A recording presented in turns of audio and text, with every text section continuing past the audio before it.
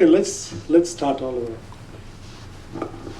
I start with this video clip, and you know what this is. Yeah. This is Harvey. And now we have Harvey's older sister, Irma, really coming down. And I hope you guys were okay with Harvey. And Yes. I just thought it's important that we share Harvey because all of us have our own experiences going through Harvey. Not sure if any of you went and helped people. For the last 1 week, all I did was visiting strangers' homes, 3 and 4 a day, and help them rebuild, emptying homes and stuff like that. And the reason I bring it up is not to show off that I did something, but I really believe that when you're looking for a job, one of the things you want to do is any spare time you have, try and go do something good. It always comes back to you in a very good way. And I thought I would use that as an example to start off. Quick introduction, I'm Ramesh Anand. I own a search firm. I've been a headhunter for over 30 years. And I had a lot of hair when I started. And started in my late 20s in India. Small operation grew into 4 offices in India. And then started an operation in the US in the mid-90s. And my company is recruited across industries, not only the oil and gas. We've recruited, some of the clients include McDonald's, Halliburton, banks, Citibank, FedEx, DHL, all the fancy names. I'll come back to the fancy names later, but just a quick introduction. And I thank Tariq and Susan for inviting me to share my experiences about job fairs and how you can leverage my experience, what I have seen from the other side of the table. So what I share with you is not something that I have necessarily read, but more what I've observed traveling across the world. I have the good fortune of traveling across the world, recruiting people. And what I've observed, some simple things, mistakes that people make when they come to job fairs. And if you can take anything away from it, I'm happy. I like this 95% and 5%. I'm partial to it. And you guys would have your own percentages. I found that anything and everything that you do, 95% and 5% comes into play. For example, today's talk that I would give, 95% of the stuff you will be aware. 5% you would not know. If you walk away with knowing 5% more than that you already know, I think I have achieved the reason I'm here. And that's what I'm going to focus on. And the entire job fair, when you participate, when you go to a job fair, whether the SP job fair coming up very soon, 95% of success in a job fair is not what you do there, but how you prepare for the job fair. Only 5% is what you really do at the job fair. Again, that's the percentage. I mean, there's no rationale, but that's the percentage that I like. Something else that I found always, 80%, this is a very standard phrase, that 80% of success is showing up. Most people, they talk about wanting a job. I get calls all the time. People say, hey, I wanted to come to the job fair, but you know, I got stuck. Not good enough. If you don't attend, you're not going to get the job. Any place, if you hear there is a job fair, find the time, it's in your interest, show up. And it's only then that you will succeed. So you want to take every effort possible to show up anywhere there's an opportunity to get a job. Let's talk about what's a job fair. You guys know what's a speed date? Good. I've never had the opportunity because India was pretty conservative on the speed dates. But a job fair is very similar to a speed date. You literally, I mean, as you're aware of on a speed date, what you do is you go to one table, you have 5 minutes to make your pitch, and then go across to the next chair, and so on and so forth. You just have those 5 minutes to really hit hard. If you make a good impression, then you go to the next level. Very similarly, a job fair is not the end, but it's a beginning to the end. And how you perform at the job fair is how you will go further. The same thing in a speed date. You keep changing partners, you have to leave a phenomenal impact at the time within the next couple of minutes that you have. Do you have any idea how long a recruiter takes in terms of assessing you? It said that within the first 30 to 45 seconds, a recruiter decides whether he or she wants to continue a conversation or not. For example, right now here I am talking with you. Within the first few seconds, you have decided whether you are impressed by me or not impressed by me. And then you decide whether you want to listen to me. So I really have to work hard to get your attention, and I continuously get your attention. So I have to keep coming with new slides. Same way at a job fair, you need to come up with new thoughts, new way of conversation, new way of presenting yourself. If you don't get a job, it's never the recruiter's fault. It has to be your fault. So you need to go back and decide as to what did you do that was not proper and how you're going to improve. Have you guys ever seen Wild West movies? Oh, I yeah. grew up on that. This is Clint Eastwood. Imagine Clint Eastwood going to a shoot and not having bullets. There's no way he would do that. So before he went for a draw, he would make sure he had his gun in the holster. His guns had all the bullets he needed and all the good stuff. Let me talk about myself. When I came here now, before I walked in, I made sure a couple of days ago that I had my jacket pressed, I had my shoes polished, I had my clothes intact. I knew what I was going to wear way before I came here. Not because I want to impress myself, but I think you guys are important. And if I don't consider you important, you will not take me seriously. The same way, it's extremely critical that when you go to a job fair, you prepare well in advance. I love this Clint Eastwood guy. He has ruled our lives. Okay, how do we dress? There are two ways. There's a smart way, there's a shoddy way. Both are in suits if you notice. But you have to make sure do not dress shoddily. You have to take effort to dress well. It is extremely critical. Recently, I was talking to a professor of UFH, and she said that companies that came to the university to recruit, they preferred a lower GPA. They said, we don't mind a 3.5 GPA, and not 4, but we are interested in soft skills, we are interested in how they carry themselves, and so on and so forth. Sometimes the trade-off is something that you want to pay attention.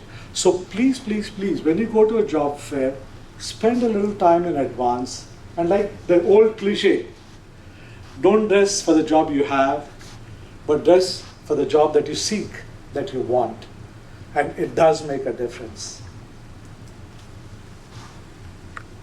How do you, now when you're preparing, this is all preparatory for the job fair, okay? So when you're preparing, this I would need an answer from one of you, if you don't mind. What do you think is the best way to carry your resume? Flash drive, Word document? This is an old, antiquated, my generation floppy disk. I'm sure you won't do that.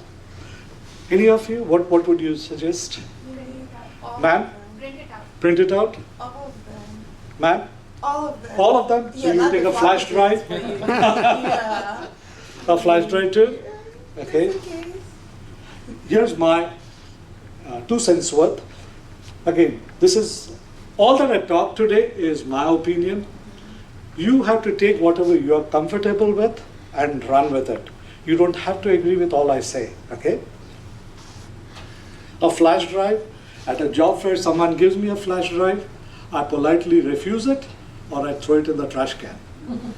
And the reason is, this is what I do. I don't really throw it, but I politely refuse. The reason I do that is because I don't know you. I don't know what kind of virus you're going to bring into my computer. I'm not interested. I personally prefer telling a person, here's my business card, please email me your resume. I'm not interested in a hard copy. I'll take it, have a look at it, and then I return it. And say, here's my card, please email it to me. Or go onto our website and get online and post it. Okay? But flash drive is not really recommended. Then This is not really job fair related, but if you do decide to email it, what do you think is the best format? PowerPoint, PDF, Word? PDF. PDF? You? Because Word Awesome. sometimes changes the format. I Okay. notice when I send resumes. You? PDF? Awesome. I spend half my life telling people when they send me a PDF, please send me a Word version. And let me tell you why. I have a software system which I obviously have to upload the resume onto my system, and then I have my cute company logo that I need to put on the resume, so when I send it to an Aramco or whoever my customer, they know it's from my company. Now if it's a PDF, I need to convert it to put my logo and then reconvert or whatever. So my advice to you is when you're talking to a person, ask them, would you prefer a PDF or a Word version? If you don't know, send them both and let them decide what they prefer. This is my, again, I find that extreme, don't use PowerPoint, okay? Don't use PowerPoint. This entire discussion I'm having, I'm trying to restrict it only to a job fair. I will not dabble or go into details of how to make a resume, etc. Okay? These are stacks of resumes. It's a very simple question I have again. When you go to a job fair, let's assume you go to a job fair which has 30 companies. How many resumes do you think you should carry? There's no ideal answer. I'm just asking a question, and feel free to give any answer, no right and wrong. More than 30, probably. Okay, you? Definitely more than double, I would say. I would say half. Okay. I not only the majority, but I do agree. I would recommend carrying more than the number of booths out there, more than the recruiters out there. And as we proceed, you'll realize why I say that. But most definitely, you do not want to have lesser than the number of recruiters at a job fair, if you can. Of course, if there are 500, then you have a challenge, Yeah. but carry a reasonable number is my suggestion. Any of you have business cards? You all have business cards, okay? Please make sure you have a business card. You don't need this picture, but you need a good business card. What do you do on the flip side? Do you have a business card? I used to have when I was Sure. working. No, when you had one, so what would you have on the flip side of your business card? Sometimes nothing. Okay, what about you? Yeah, background, like for instance, I'm a college student, my degree and internships and stuff. Okay. One suggestion, again, that I would make is, let's assume I'm at the booth and you come to me and you're giving me a business card. You know, you're waiting in the line. So very quickly grab your pen, and on the flip side, or before you leave home, write that SP job fair, date, location, and then give me your business card. Now what happens, believe me, this morning I was looking at my office. I have so many business cards that I have yet to look at. These were a combination of 3 or 4 job fairs I've been to in the last about 2 months. I'm trying to think, where did I meet them? So now I'm going to send out emails and say that, hey, we met recently, period. But if you took a little effort and mentioned where you gave the business card, it would make a difference. And if you wish, you can add a couple of more lines, like the kind of job you're looking for, because each company has a different kind of job to offer. But please make sure each of you have a professional looking business card. No flowers, no colors. You'll have people, again, this is my opinion and you're free to disagree with me. See, please understand and where I'm coming from, and there is no right and wrong. And I'll explain to you why I say this. When you go for a job fair or when you're giving a card, you have no idea about the background of the individual. It might be an old guy like me, conservative, narrow-minded old guy, or it may be a young person like Susan. So, but if you give a professional-looking one, you will not go wrong with both of us. But if you give a flowery one, she'll be thrilled about it, but I'm not going to be thrilled. I'll say, oh, this is a kid. I immediately start passing judgment. And you want to avoid, you don't want to, get digressed, that people feel, oh, the lesser you take the chances of a person passing judgment on you, negative ones, the better it is. So again, let me not digress myself. Okay, let's move on. Now you're all set to go on to your job fair. You have a list of companies that are participating in the job fair. You need to prioritize. There are, for example, let's say there are 25 companies that are participating in the job fair. And some organizers would give you the names of companies. Before you leave for the job fair, you need to prioritize that, okay, out of these top 20 companies, these 10 are the ones I want to hit first. And then I'll go to the next, then I'll go to the next. So do a little bit of spade work. And then, if I were you, if I was really serious about my career, today on the net, you can get information of every company that you want. Do a little homework, find information about each company. Write 2 lines, scribble 2 lines, and keep a notepad with you. Okay? So when you're there, let's assume you're in front of ABC Consulting. So pick up your notepad, what do they do? And then when you go, you're ready with your pitch, which is relevant to ABC. And not just a generic saying, hey, I'm so and so and so. Okay? So, and then you prioritize. And then you have list A, list B, list C. And that's how you move into the job fair.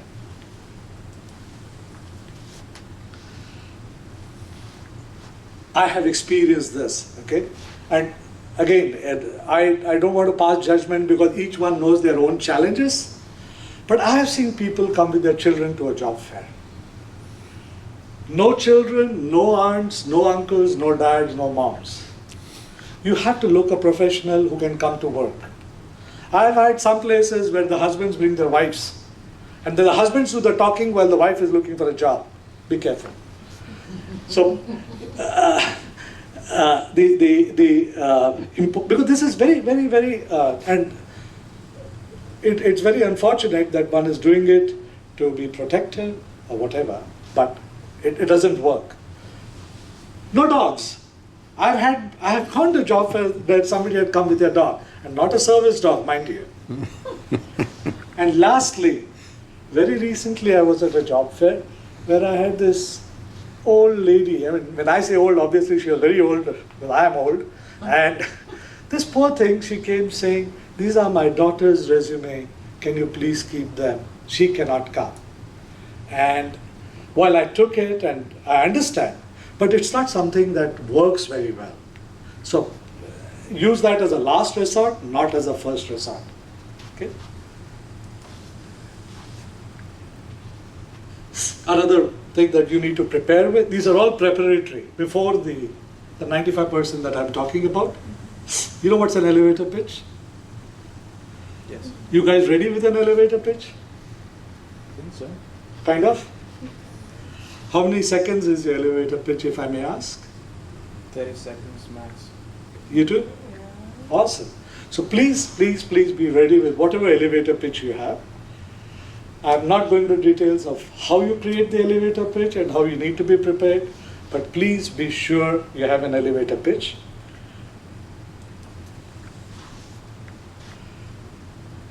This particular SPE is done based on timing, but generally most job fairs, they do not schedule you on a time.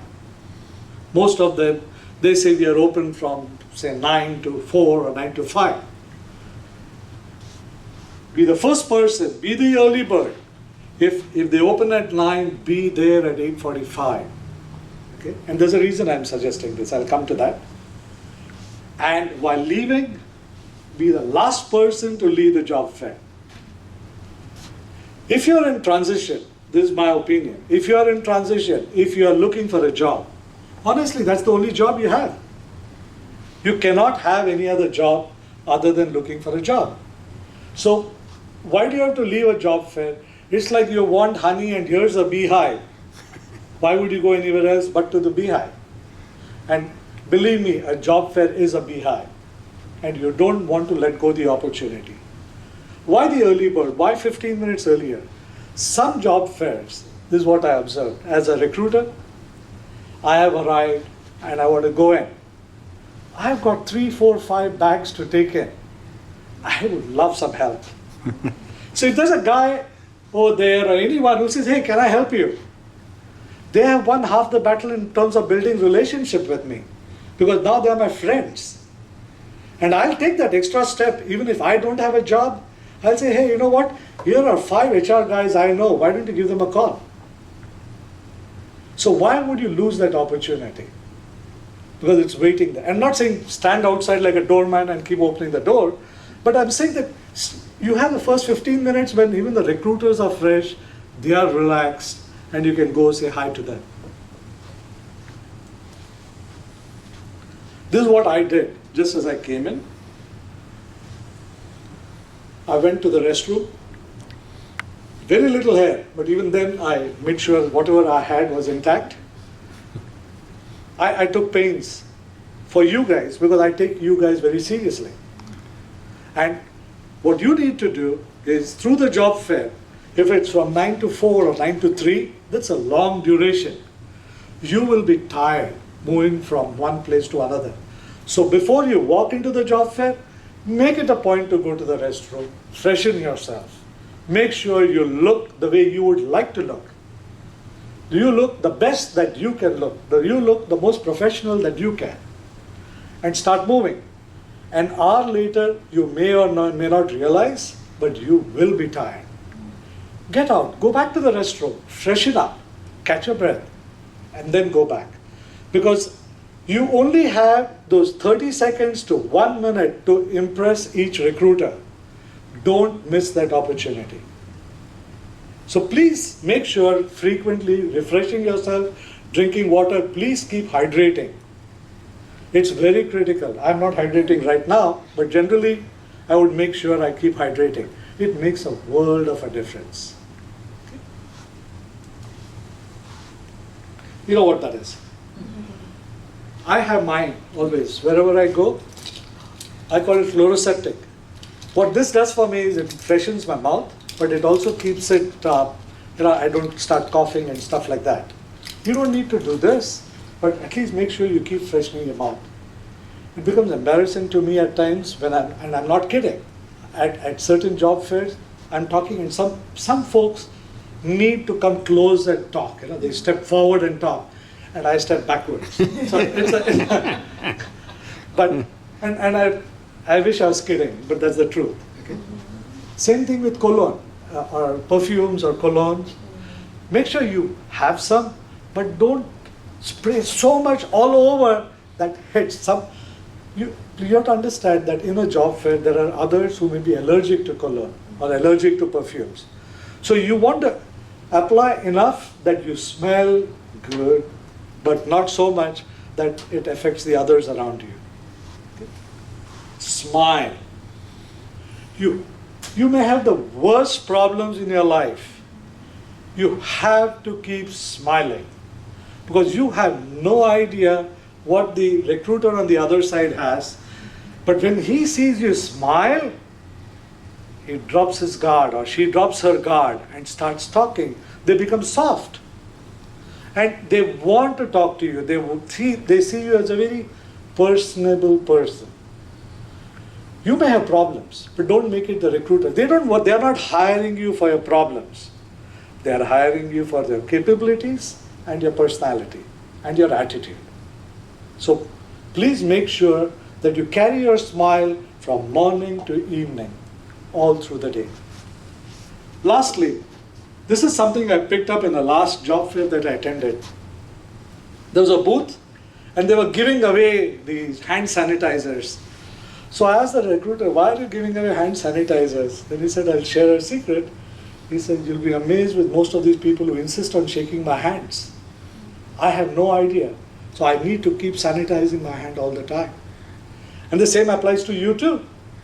So you want, if you can, make sure, or you can ask SP to keep at their job fair a big jar of hand sanitizer, and but use it. It will be good. Be positive. This is such a critical part of a job fair. When you attend a job fair, any questions, anything that you're responding to or stating, you only have to make positive statements. Your attitude should be positive, positive, positive all the way.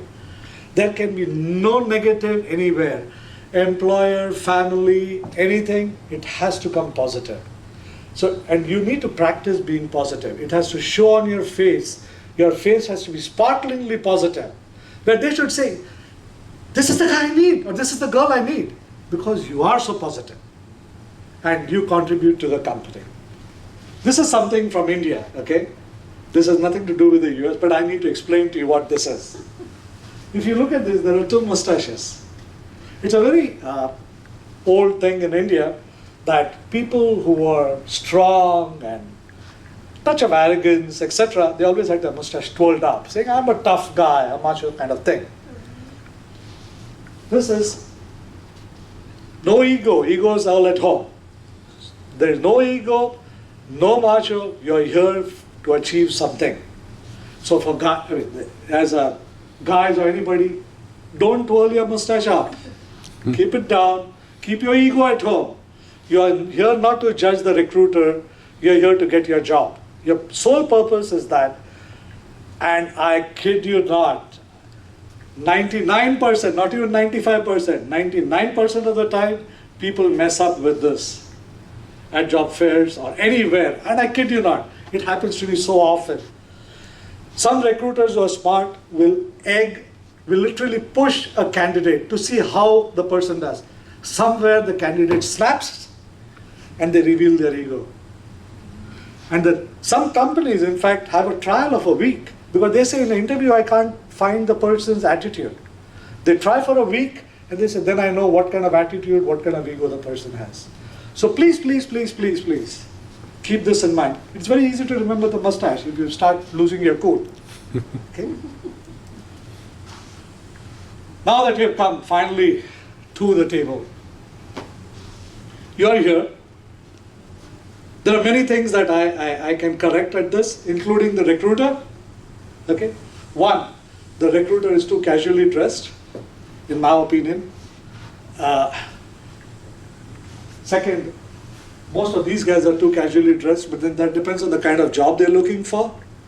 But third, they're too close. Normally, the accepted norm when standing in a line anywhere, not only for a job fair, is two hands. So you keep your hand this way, keep your hand once more, and that's the courtesy that you have. Every job fair, right from the so-called professionals to simple worker kind of people, let's assume the table is here, I'm sitting out here. The job seeker is here, right behind there'll be a person looking this way. I would keep quiet for a couple of minutes, then I have to tell the person, excuse me, do you mind going back?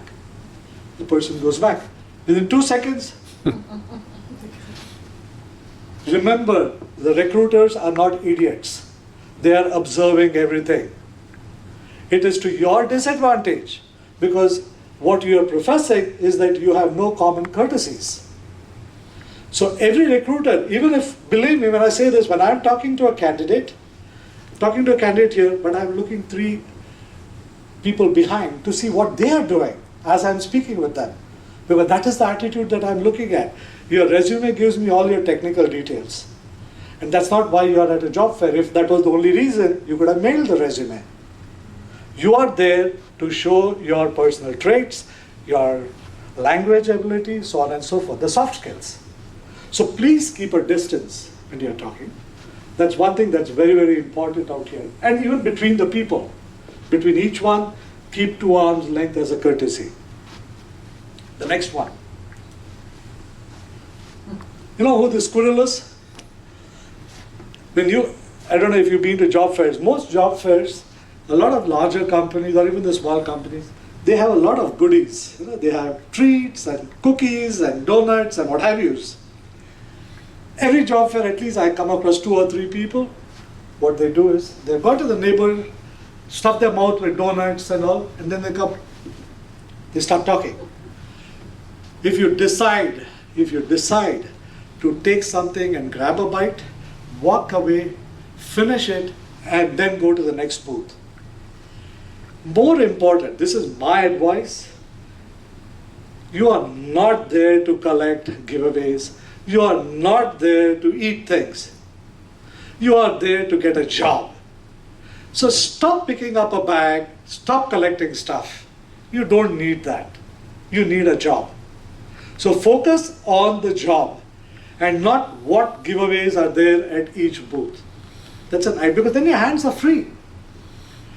I have, at one job fair, Susan, you won't believe it, I'm not exaggerating, I have seen a person have a huge bag and tagging along full of goodies.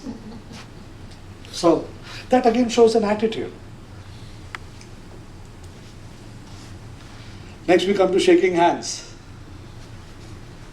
So we all know how hands are shaken, right? So, but make sure that your grasp is firm, not like a limp sausage, firm, but you don't squeeze. I dread, especially when they've got these 10 feet tall people come, I get worried. Because some of them come and literally, old bones, they crush it. And I really can't talk after that. But so please be careful how you shake your hand, and it does make a difference in terms of how you present yourself, how you shake. When you shake your hand, there is a way of doing it. If you need to read about it, please read about it, but make sure you do it the right way. You know what this is? I've had guys come, "Hey bro, how are you?" Give me a hug and stuff like that. No bro. This is a job fair. So we need to keep a certain element of professionalism. It's not a social network event. So please make sure, do not get over-friendly, whether in greeting or even don't drop your guard during conversation. Recruiters are skilled in making you drop your guard. I can do that very well. But you should make sure you don't drop your guard. It's not in your interest. Okay? This is a very common thing that happens all the time at job fairs and during interviews. Although I do not intend digressing into interviews, it's so common, if I may borrow this. It's so common. I come for the job interview, I got this briefcase. Here's a table with my visiting card, business cards and flyers and stuff. This guy comes, "Oh, hello," and shakes hands. All my flyers are gone, my business cards are gone. Don't keep your briefcase on the table. Make sure don't keep anything on the recruiter's table. If you need to, leave it behind with a friend, leave it next to your foot, but do not keep it on the table.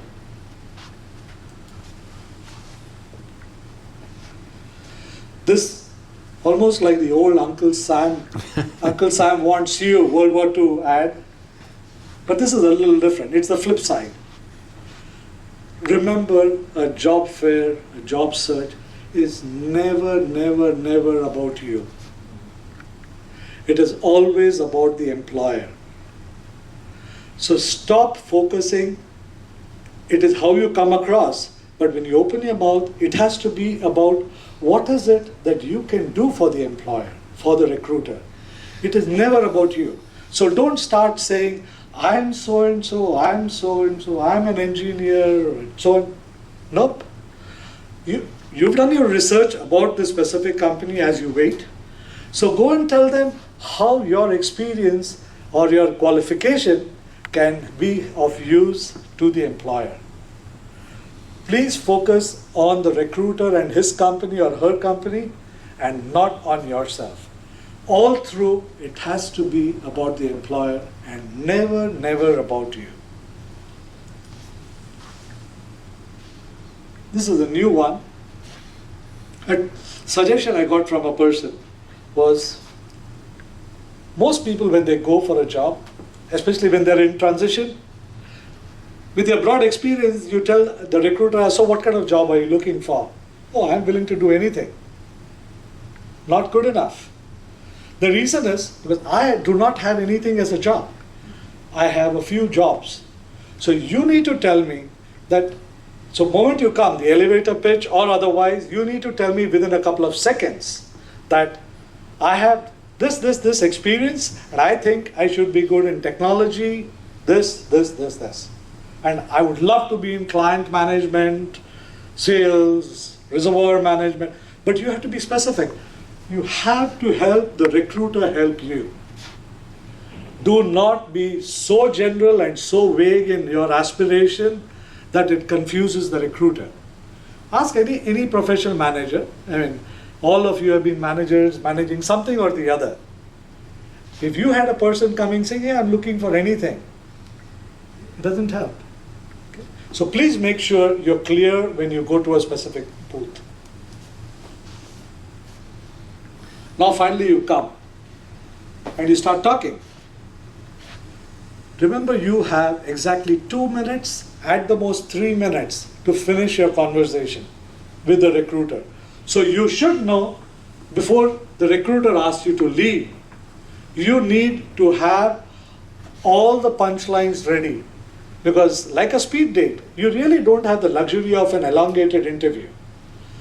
You need to impress the recruiter at the booth as to what kind of job you're looking for, why you're looking for, and anything else that you believe would be of use to them. You have to preempt what the recruiter is looking for and give those answers even before ask those questions. Only then will you succeed, because then the recruiter knows all that he or she needs to know, and they may just clarify a few points and say, "Great, I want to talk to you later." Now you walked away successfully from the job fair. Do not talk. Remember the long line. Most booths will have a long line.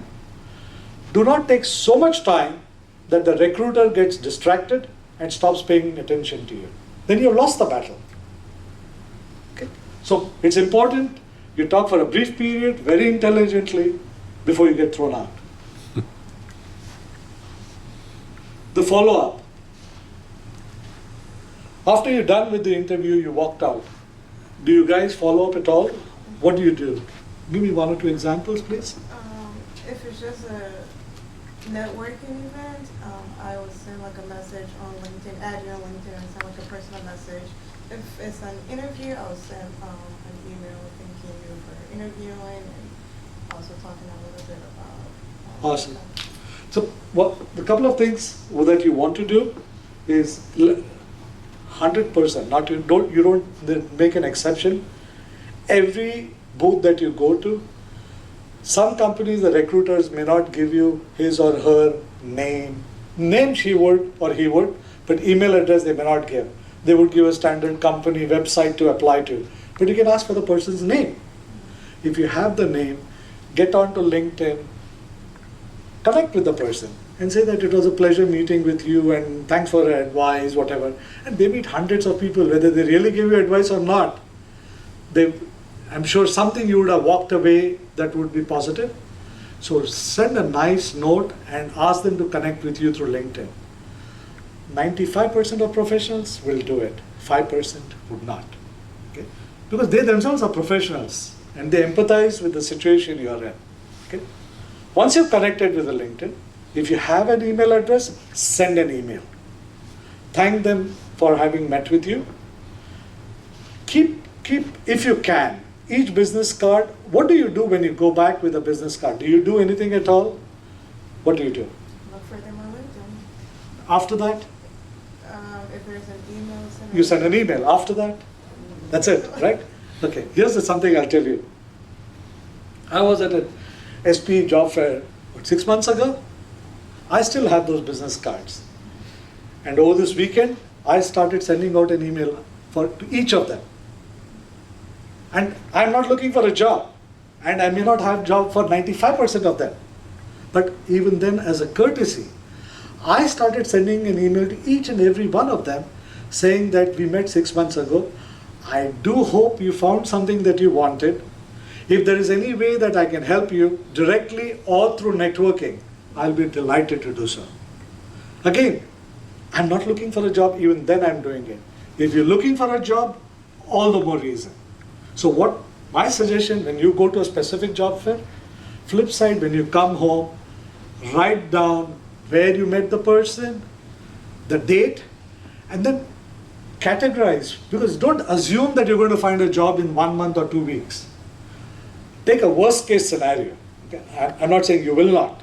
I'm saying if you don't, for the next 6 months, then every 1 month or 45 days, date it, send a courtesy email saying, hey, I met you so-and-so. Can we establish contact again? And believe me, initially even the recruiters would be inundated with a lot of resumes and a lot of people, but a month or two later, they would be relaxed and they can talk to you, they can meet you. Send an email every 2 months, every 1 month. Establish contact with them. Don't throw the cards out.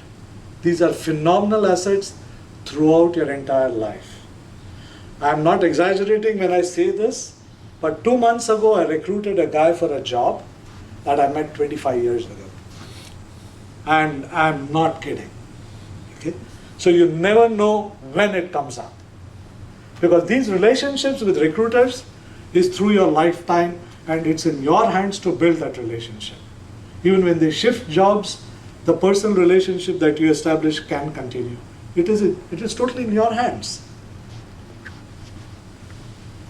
Third, when you're following up, as I mentioned, do it once every 45 days or 2 months. Don't push. The idea is to nudge. There's a very subtle difference between nudging and pushing. Pushing can be irritating, but when you nudge, the recruiter, including me, we feel guilty at times that, did I let down the guy? What can I do? You know? So, but you want to nudge, because then they also realize they have their hands full, but you keep nudging, they will come back to you. Okay? This, I talked about the bags earlier. You have not come shopping for freebies, so please do not go picking up stuff and lose your focus. This is something I observed recently in a couple of job fairs. Let's assume there are 20 booths and you left your entire day free to attend the job fair. Suddenly you meet 3 old friends, school friends of yours. Hi, and you start talking. I am the recruiter and I experienced this, okay? I am the recruiter talking to a person 2 feet away. There are these 3 or 4 guys, girls getting together and exchanging talk, long time no see, so on and so forth. And I'm looking at them and wondering, what happened? Where is the professionalism gone? So if you have to do it, move away from them, because the others are looking for a job. Be courteous to them, like you would like them to be courteous to you. And one thing I need to come back, it has nothing to do with job fair, I promise I won't digress more. I really like the fact that all 3 of you are scribbling with a pen and paper, and I'll tell you where I'm coming from. A small secret, whenever you attend any event, a workshop or anything, I used to use my phone and put it on my thing, and I had my son who stopped me. He said, Dad, the person talking will think you're sending a text. It's very rude. And I'm just sharing that, what I learned from my son with you guys. So avoid, if you're making notes, use a pen and paper. The old style, don't use a phone just because it will be misinterpreted. Secondly, something else that I learned, and I'm digressing just twice, okay, is, but it's a very nice thing. Whether you're making a personal conversation or when you're listening as an audience, it's impossible to stay focused, even if however interesting I make these slides. We all digress mentally, physically, otherwise. You can't keep staring at the guy who's talking. What you do is, don't look at my eyes. Look between the eyebrows. Okay? Keep staring between the eyebrows and let your thoughts wander if it so decides to. I believe, when you keep looking at my eyebrows, I think you're looking at me and paying attention. But the truth is, you're not paying attention, but I continue the discussion. Even when you meet a person, it's very difficult to stare eye to eye all the time. But you look between the eyebrows, you're still looking at the person, and you can continue the conversation. Just a small tip that I learned along the way that I thought I'll share with you guys. You know what this is? I've experienced this. A lot of people don't know my company. although I've been around for 100 years, not really, about over 30 years, but we are very low profile, niche players, etc. I have had people look at me and then go there, go there. The thing is, when you are at a job fair, quit being a snob. All companies are a potential employer for you. Do not walk out of a job fair without meeting without meeting every recruiter. You should not skip anyone. Let's assume you are there and you're at not a SPE job fair, you're at a generic, just general job fair, and you have McDonald's. You have nothing to do with McDonald's, right? So you would think, I would go to the McDonald's job fair. I would go to the HR person. Let's assume I pretend to be an engineer for a moment. And I go and say that, hey, how are you? So how's McDonald's doing? Are you still doing good business? She'll say, yes. I say, well, I'm not looking for a job in a McDonald's because I am a reservoir engineer. But I would build up a conversation and say, but even then I want to say hello to you because I think McDonald's stands for the USA, doing a great job for the country. May I give you my card and can I have your card? Do you have any HR friends who can be of help to me? Can I connect with you on LinkedIn? Because the recruiter is not an engineer. He or she is a HR or recruiting professional. He or she will know 10 other recruiters who can be of use to you. So when you go to a job fair, go to every booth, say hello to everyone. You never know who can connect you to the right person. And don't yawn. I come back to the same thing. You finished all the booths now. You've done. You finished 50 booths. You're tired. But it's only 2 o'clock. And the gates close at 4 o'clock. Okay? Get out, drink 2 glasses of water, coffee, whatever you need to. Turn around, come back. By now, most of the recruiters, they are tired. You'll find someone sitting down, relaxing.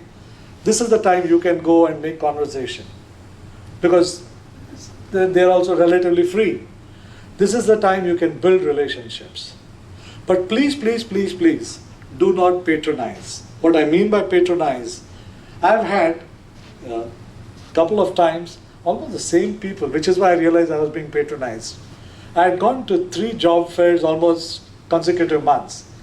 And a couple of people come to me after everything and come to me and say, I would like to seek your advice because I think you're brilliant, you're doing a great job and all. That guy didn't remember, but I remembered he had made the same statement a month before at another job fair. So please be careful how you talk. But most definitely you need to go build bridges with every person. Don't be ready to walk out. Take advantage that you're there for that long. Okay? Some of the points that I would recommend you can take away: keep a positive attitude. Your briefcase, keep it on the floor. Please, please don't keep it on any table or stuff like that. Pen and scratch pad, I just mentioned to you guys, which I think is good. Make sure you have more resumes than employers. Professional clothes and dress shoes. When I talk about dress shoes, I have a suggestion. Do not buy a pair of shoes a day or 2 before and wear it to a job fair. Please wear shoes that you have used before so you don't hurt yourself walking across and you're comfortable. Make sure you're comfortable and professional. Don't get gums, use any other form of fresheners, and keep your entire day free. I come back to Harvey. Most of us survived Harvey because we were fortunate, but all of us, irrespective whether we were affected or not, we all prepared for Harvey because we got notice. And the same thing with Irma. So disaster can strike, it's a question of how prepared we are. The same thing with our job fairs, and that's the reason I thought it would be a good example. Our job fairs are nothing but preparing. 95% is preparation, only 5% is what you do there. Only 5%. Even your resume, although I'm not getting into details, make sure you worked on your resume. It has to be the kind that is acceptable. The question that I had asked, what percentage of employers do you think have less than 300 employees? 45%, 25, 10, less, more? Anyone guess? 45. 45? You? Is more or less than 45, more or less than 10%? You? Guess. Okay. 45 is right. 45%, more than 45% of the employers with less than 300 employees, they employ. So, and the reason I bring this up is when you go to a job fair, the tendency is you see a large corporation and you'll see all the people rushing in there. The truth is, they are not hiring many people. It's the small players who really need you and who are willing to hire you and who can give you a career that you desire. So don't miss the small details looking at the bigger companies. Okay? So keep that in mind. Just a small little bit of humor that I like.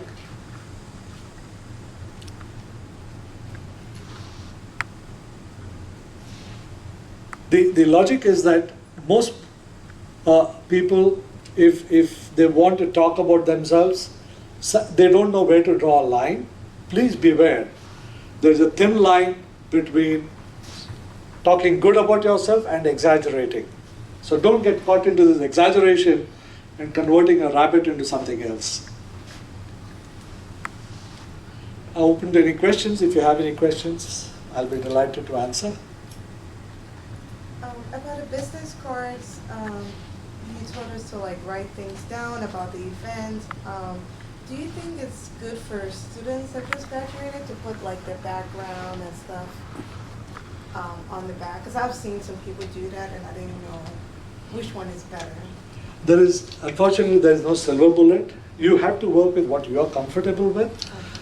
You do not want your business card to go overboard on information. Okay?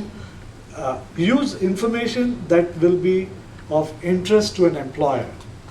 So you have to decide, and you do not it's like a speed date. I come back to the same thing in a job fair or what I'm doing right now. Mm-hmm. I'm trying, normally most of these things that I'm talking about, each one is a session by itself. Mm-hmm. Okay? I'm trying to club it all together. You can just add a few words, describe what you want to, one word for each part, and leave it there. You do not want a business card to become a resume. Some people have this business card which has so many things. Please don't fall for that. Use less words. If you say you're an engineer, graduate engineer, so and so, the recruiter knows what you are. And flip, you can also, and you can just say what kind of job you're looking for. I'm looking for this, desire. That's it. And your contact details. Any questions? Feel free to ask any questions. If you do, I have one more add-on, if I may, as I close. If you have your resume. Anyone has a resume? May I?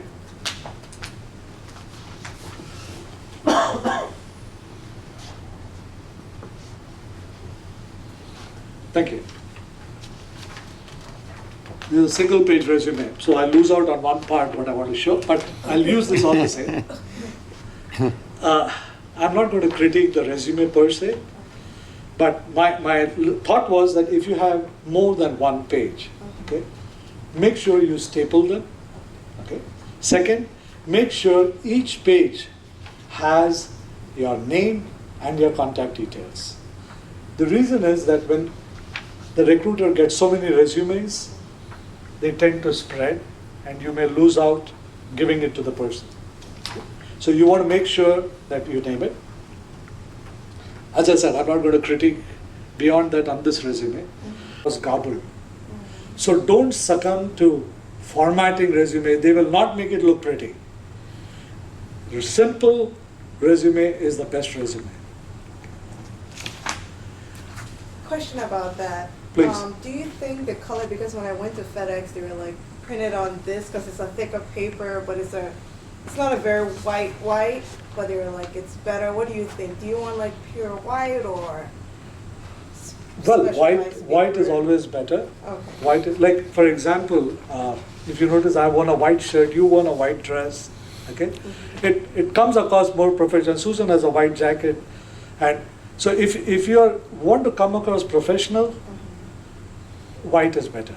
Okay. Again, it all depends. We are engineering professionals. If you're in the software industry in the Silicon Valley, then I may have worn something else, worn shorts and car. It's an acceptable way. But generally speaking, when you go to a job fair, you do not know the recruiter. And so you dress up. If in doubt, the Marines, they say, this is what I learned from a Marine friend of mine. He said the Marines, they have this standard thing, saying if unsure, dress up. So if you're unsure how to dress one level better, not one level lower. That can help. Hope that answers your question. Yeah. Yes, ma'am. I do not have a business card, Okay. so should I get one? Yes, you should, ma'am. I would strongly recommend getting one. And do not, when you get one, my suggestion, since I have the mic, is do not have it in color as the one you have in front of you right now. If you can avoid, because you don't want anything to take away from the information you're trying to provide. That's the reason, nothing else. And what, like for example, I have a card. I messed up. Okay, we all mess up. So do I. This card that I have.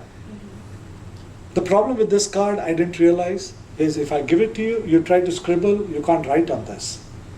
So when you give it to a printer, ask them what paper they would use and make sure the paper is not plastic paper that you cannot write on. Please be very careful, because you're depriving the person you're giving the card to from being able to write notes. So be careful about that. But yes, it's a very handy tool to have business cards. And also, when you have business cards, something that you need to remember, like I have so many, unfortunately they're not. I have a policy when I go somewhere to a networking event or anything, if I have 30 business cards, I will not leave the event without giving away all the cards. I have not printed these cards to keep in my house. I have printed them to be given away. Give it to every person that you meet. Do not, believe me, and in a job fair, not only the recruiters, you meet people, exchange cards with job seekers, saying, hey, here's my card, take the card, connect with them on LinkedIn. But please use the cards. And for the resume, you said staple it. Is it wise enough to print it forward and back? No, a lot of people do that. No, because I was told in my college that recruiters do not like to see a staple, and that pulls them away from taking your resume in hand, so always print it front and back. I ain't sure. So Again, well, is your college, they're an educational institution, I cannot dare to go against what they say. I can give you my opinion. Okay, my opinion is putting both sides does not come across very professional and all that. This is my opinion. Okay? And you need to take a judgment call, ask others and take a call. Since I have been asked to give my opinion, I will continue with that. When I see a resume with two sides, immediately I think, yeah, could he not have afforded just one sheet of paper? I think environmentally friendly when you do both sides. That's what I think. I'm impressed by everybody. I'm not, But this is, again, you want to come across very slick, you want to come across good, you have taken so much effort to do stuff. Huh? But then, I don't know, do people think that she's just a fresh graduate? Why does she have two-page resume? You should not have a two-page, I agree. No. I'm not saying you should have a two-page resume. No, that's what people tell me, that you should have a one-page resume. But of course, I have my work experience and everything in there, my publication. So I try to compress it to one, and then I lose out a lot of things that. Okay. I don't want to, here's my suggestion. I can answer that, but I'm going to digress from the job fair, so I have to ask the organizer if I can digress. May I? Okay, I have his permission to digress. Okay, I just want to be sure. Here's the thing, that what I've learned, attending other people who talk, and I myself continuously update my knowledge, that ideal is a one page. So I'm talking about people with 15, 20, 25 years experience, they may go max 2 page. Okay? And I don't think you have 20 years of experience yet. You have to find a way to decide what is it that you want to convey and what is it that even if you don't talk about, it's fine. If you have a blog or whatever, something on the net which has all your papers, list and stuff, you can give a link on their resume saying that here's a link to all my papers. So now you suddenly, and then just take a few of them which are so important and so relevant that you put on the resume. Do not get carried away saying that I want to state everything. Nobody wants everything. They want to know what is it that you bring to the table which is of use to me.